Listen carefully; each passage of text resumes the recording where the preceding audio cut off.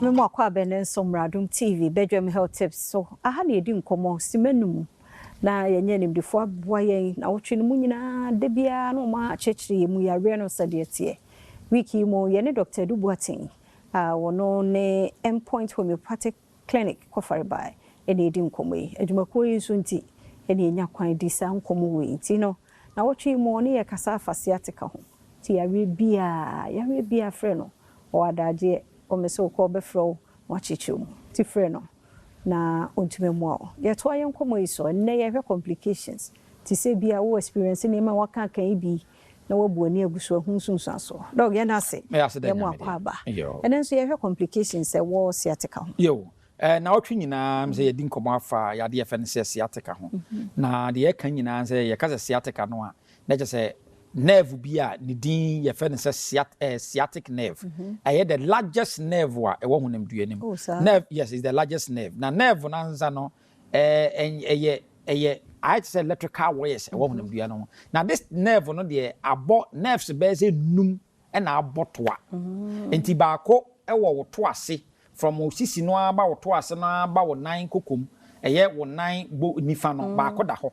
ena baako so eda wo nan bonkum from to ase no aba wo nan kokom ene so baako so eda ho na ne dwumadi edie no ene se na boa ma wutimi nante movement bia so betuma pagya wo nan so betuma ye okotodwe so betuma de wo nan na ye keche bia no ene boa ene sa boa with senses eti movement bia se obi so wo nan a wo betie temperature no whether ne cold a sa wo betie no o downside no say awode wo kra na abetie no nerves no sa sciatica nerves ne boa say ewuro ba mu kra nso a enne be mo ate wuti pains bia enne be mo ate atenka so e de so a ho ne be mo ate sa nerves no enne yesi say damage a yesi wanya yade efense sciatica na yedi nkomo eno a yedi nkomo say sciatica ne ba de de bakese pa ne say e de excruciating pains yaw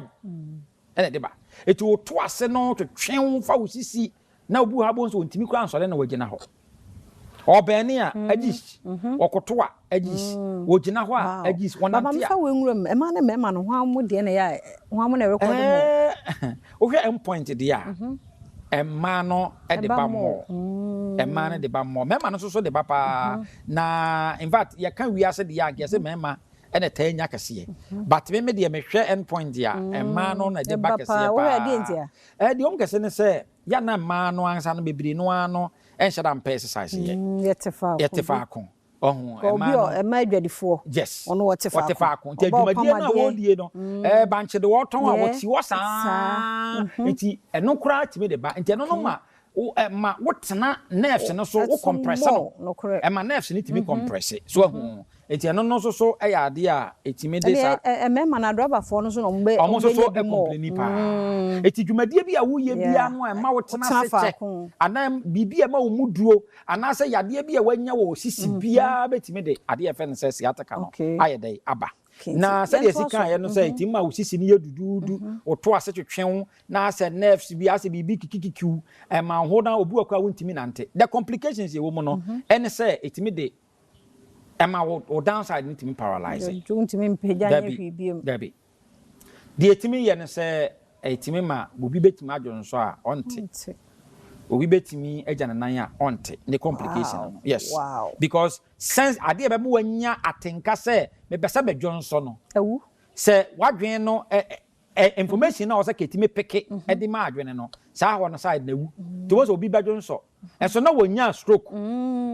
so na dwene yi adwuma wo kasa obete onu abetima akasa ene nko no but the downside ni nyina nerves no they are dead and na de ba akwa complication ni say ene na yade ba akwa etima mpanifo osu yade ba akwa etima mpanifo esu oh yes sciatica yes sciatica so mo ba endpoint ya na obeto se panyin pa na no demu no osu a obeka se bi akora because also wow and as yade we say do treatment ya ade ba akwa ne say even though say yade ne wo ho no also many pa the farm machines machine bi wo ha emu ya oni eni kwan say do ho emre na so nyambo cha ne Endpoint Homeopathic Clinic me sere ofa number ni eni nkomo 0244 86 70 68 0244 86 7068. Yada say oche Nyankopon yɛ adom asa bre yi asa kan ye ho ne nto so. Na de yare etime map panimu kam te sa akra de anoden ochena ye behwe treatment e wo so. Me de afia amankwa tamaklo oche nkwa hoden wo ho a ye beto so.